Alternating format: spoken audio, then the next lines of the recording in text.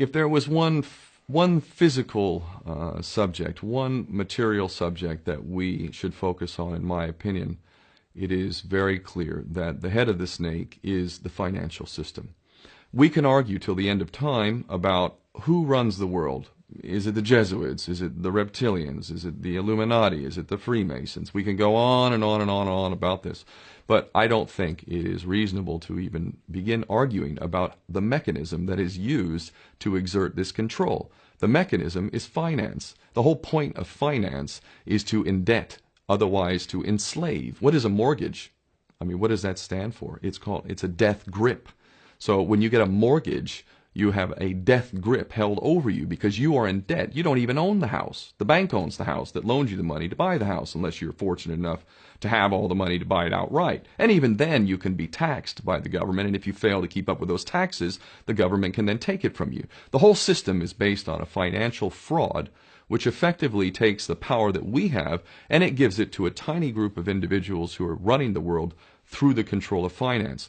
With the infinite supply of money that we have allowed them to take, they have literally an infinite supply of money, and with that money, and from their psychopathic point of view, they have bought everything and everyone who can be bought.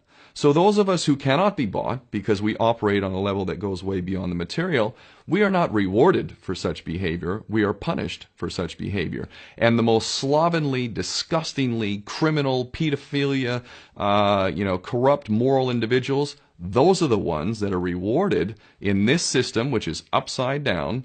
We reward the pedophiles, we reward the corrupt, we reward the liars, we reward the people with no morals at all, and usually we compromise them under this system in terms of maybe a videotape. Maybe Barack Obama is gay. The we have videotape of him having sex with another man, or perhaps some other acts that may be not so popular amongst many of the electorate.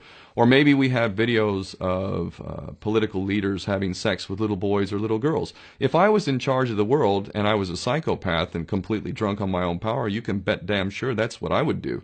I wouldn't allow anyone in a position of power who wasn't completely compromised. When you have an infinite supply of money, you can do this. Take that supply of money away, take that power back, put it in the hands of the people, get rid of fractional reserve banking, which is an obscenity in itself. Listen to the lessons of Jesus Christ if you're a Christian who got really pissed off when he went to the temple and he saw what the money changers were doing.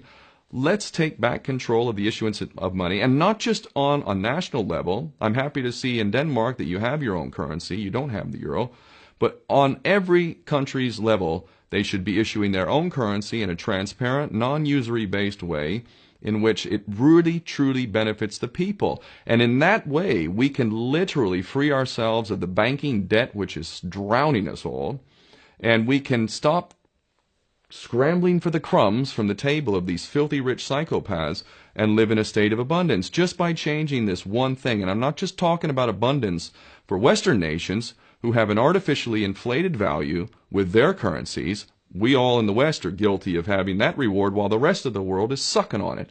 Every nation in the world can use a sensible financial policy to liberate themselves, to have world-class education, infrastructure.